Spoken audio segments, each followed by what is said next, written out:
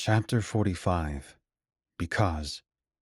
In your long and tried quest to thwart my designs for an end to suffering, you have suffered too.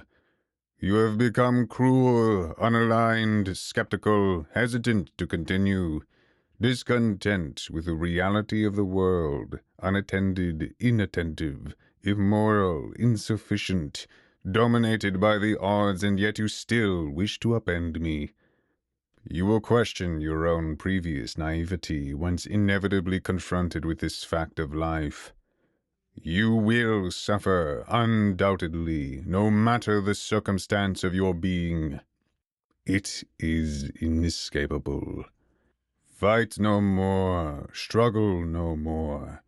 Simply ask for it to end, and I will make it thus. Tiamatu's headless frame extends his hand to me, his skull speaking to me, caught and nestled by a chain protruding from his severed spine, his clone dissipated. Has he the leverage? Incomplete, he yet holds it. What can I accomplish that the greatest hero and all those who strove before could not? By way of Rielandor's self-oblation, Yndra's martyrdom, Eviar's defeat, Fosima's fall, even Saba's betrayal afforded him nothing but death. This chain of misfortune only develops and grows. Can it not be broken? What is left to be saved? When last I asked this, the mother tree shone. Now it too has been engulfed in the chaos. Where is the balance in this? Why ought I not accept Tiamatu's offer and rest with eternal ease? Because Parias told me to keep fighting, whilst Tiamatu advises the contrary. Because, regardless of whether I want this responsibility or not, it is indeed mine, and I am the only one who may manage it. Because it is not just about me anymore. Because it has not been like that for a very long time. Because we are not guaranteed to know this forever nimble notion of because. We are not promised a gracing of the knowledge of why. We can surely drown ourselves in his pursuit, but we'll only arrive to the whats, the hows, the wheres, and the whens. We may never come to be acquainted with the why. And yet, what I do know is, I do not want to die.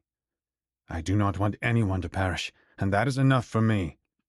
In a blazing and rising cut, I separate Tiamatu's proposal from its frame as my ancestor did with his identity. The pale hand flies into the ocean. There is my answer. Nearly as quickly as it were removed, a new hand, twitching in its delivery, amends itself from its existing structure. I can see your heart. There is no mistaking it any longer. It is not their suffering that you desperately wish to quell. It is your own, for you cannot bear the knowledge of their demise. Their lives would simply act as a welcomed byproduct of your aim. A simple surplus of what is sought to be achieved. It isn't them that you are trying to save. It is yourself. Tiamatu accuses me of this fraudulent intent and of a selfish desire. There is no alternative in compassion. One cares for others because of his ability to find himself in them, and perhaps more than himself. Conceivably, he finds pieces of who he is meant to be in them. I duly respond. So what good is left in existence? The compassions that you tout as worthy against suffering are not true. They are self-serving, temporary escapes from a permanent and ugly reality. You are wrong. Life understands the woes of existence. It isn't as though we do not. These misfortunes are not novel, emergent phenomena. There is an overwhelming and unspoken consensus on this. We know thus, and yet across all planes, life yet chooses to persist. I lecture the god. You mortals strive toward peace and prosperity fruitlessly. As a deity whose experience eclipses that of all of the living, I present you with the truth. And yet your hubris refuses my fruit. I will transform this reality into a realm free of description. Only nothingness may hold peace. In plainer words, peace may only exist if life does not. His icy eyes arrest his colloquy as to set it in stone. What good is peace if no one may experience it? Furthermore, since you are the god of suffering, ought you succeed in making the realms void of it, you will only serve to make yourself the god of nothing. I warn and threaten him. Better it serve no one for eternity than some for a glimpse. And if there is nothing, and I am its god, then I am the god of everything. Our debate circles. We cannot agree. There is no compromise in either of our wills. His conviction was sewn together a myriad of millennia ago. Mine? Well, ours, in essence, is similar. My conviction is the conviction of the very first temporal life form in all of existence and every one since. Simply put, it is to survive, which is as old, if not nearly as old, as the pale god's ambitions. Partnered with this conclusion, an epiphany has decorated my thinking. I am not alone. I represent and carry with me the cumulative will of all life, and that is to prevail, to endure, to multiply, to survive, to strive, and to chase meaning. And this meaning, is it to have God? In particular, not to minimize this Creator whom I have so recently come to be reintroduced to. Is it not to have life, true life, one unsanctioned and unendorsed by iniquity, vanity, or evil? I dare say it is. I will part you with that wish, but not by the schemata you have so meticulously plotted, Tiamatu. I say his name. It is no longer suffering I do battle against. It is the arbiter of it. I want him to realize that my dispute is with him. With suffering I have no quarrel. How could I, when Yulum's hand suffered for our cause, for our sake, for our forgetfulness? Upon your expulsion, you shall abandon the notion that you are god of anything. And ought you continue to pose as such, you may pretend then that you are the god of everything, for it will matter none to anyone else. I have a lame wing and a broken arm. I cannot rely on them to carry me over these waters nor to do battle. In place of that which had until recently given me flight, I have applied enough to my souls as to provide a service wheresoever on this ocean I may stand, but now I am at a disadvantage in the air. I can barely muster holding this sword up, so it seems I will have to fight with one hand. Someone is approaching. It is Payman, riding in on his twirling branches. "Ben!" He nods upon arrival. "Payman!" I nod in return. "I fear that I shall not be of much use as a fighter, not against him." His eyes gleam over Tiamatu. "But there is yet something I may do." The Alpha General extends a branch onto and around my broken arm, acting as a sturdy splint.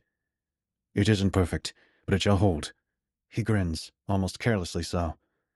In wake of all that has transpired, he keeps with him a sense of lightheartedness. Tiamatu's chain reverts back down his spine, pulling and screwing his dome back into place upon its return.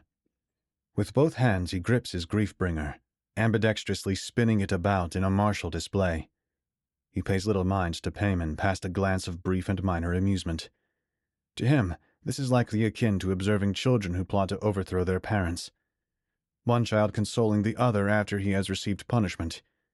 Yes, to him our stance is futile and humorous. Go now. Provide aid to any survivors in the area. There must be some. I could barely speak that last sentence in confidence. There is. I have already gathered a group of them, and there will be more. Keep faith. Payman responds, then remounts his traveling vines, reassuring my doubts. It is strange, this idea of faith. Until recently, no one spoke of such a thing. And now, it is as though Yulum has inspired and ignited the hearts of those who may have never even heard his name spoken aloud. With nothing left to be said, Tiamatu and I resume where he and my ancestor parted in their parade of animus. Our rhythms sync as we continue to familiarize ourselves with one another's style of battle. Feet drumming, blades howling, grunts chanting. We tune our missteps to the crackling of dark waters as they freeze under his presence, to the booms of my explosive Star Eater, and to the echoing wails of those who suffer, emitted through the immortal's skin and scythe. We pitch our clash to the furious drafts of our converging strikes, to the grunts of my near-death escapes, and to the growls of his displeased misses. These are the sounds that populate our conflict, the melodies of combat which, if played for long enough, harmonize and sing the symphony of war. How can I compete against that which endlessly regenerates and has an infinite amount of energy at its disposal? Think, think, think! He has to be subdued, not killed.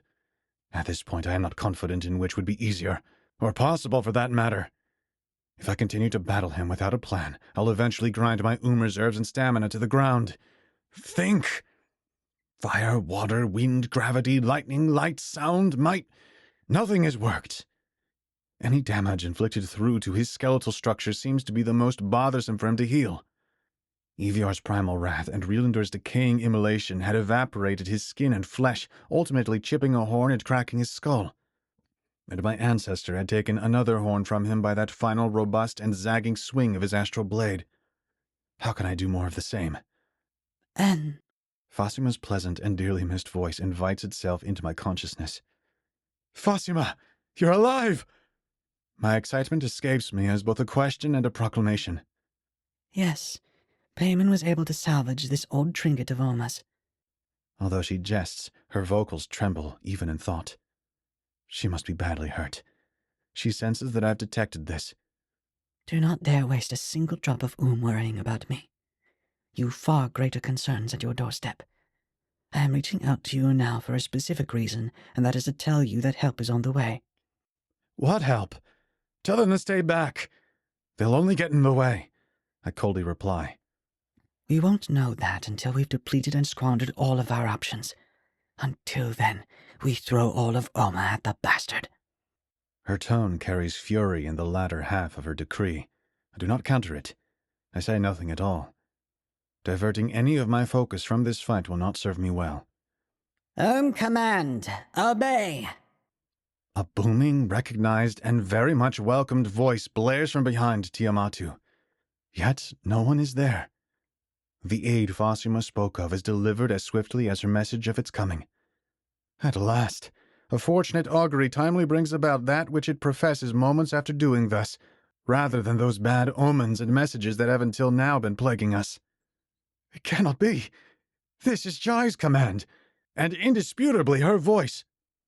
Kneel. A throne reverberating whisper follows. To my utter amazement, the god of suffering obeys, shaking in a hollow rebellion through the entire motion of bowing to a mortal against his infuriated will. The segment of inked sea below him freezes into a black patch of ice. From the gloom-ridden sky above, bursting through a plume of Tiamatu's lingering essence, the colorless assassin, Jai, disembarks and descends from her mounted flutora mid-flight. With grace, she lands onto a nearby buoyant piece of ara. Though despite her elegant grounding, it is evident in her trembling knees that she is not unharmed. There is much I wish to inquire. Where she obtained the beast eludes my current wonder. How it is that it survived the first signal further betrays my knowledge, for I sense no shielding of about it like those found at the summit. It is a miracle, surely. And finally, why she chose it as a means of transportation bewilders me. Was she required to travel so far that a flutora was the only way to cover the distance in such a short span of time? She has visibly aged as a consequence of this choice. And this is the first time I am learning of her ability to throw her voice and her whisper. Had she done so against me, I would have never caught her back then. My cherished Jai, it is no wonder that you are Yundra's master. My. How you've grown in such a short time.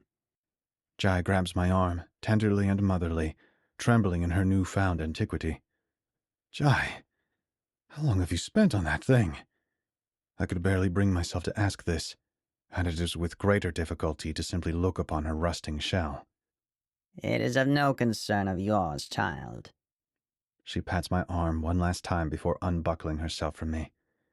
Age has softened her. You cannot hold him there forever. Eventually your command will dissipate.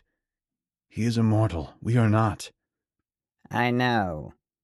I did not come here for this reason alone.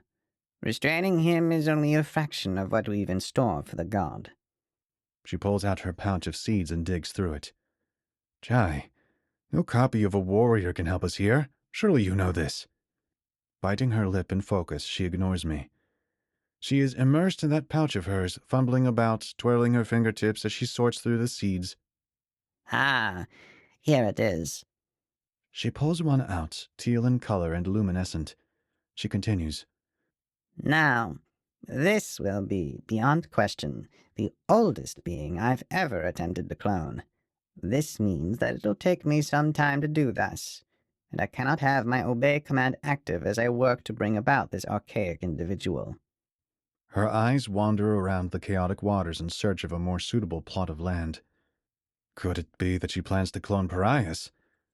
No, that would not be possible. Who then? Who is it that you plan to revive? I ask her. My eyebrow raised in anticipation and held there by suspense. She smiles from ear to ear, bringing together the freshly aged folds of her cheeks before answering. Why, none other than the legendary Lock Sage, of course.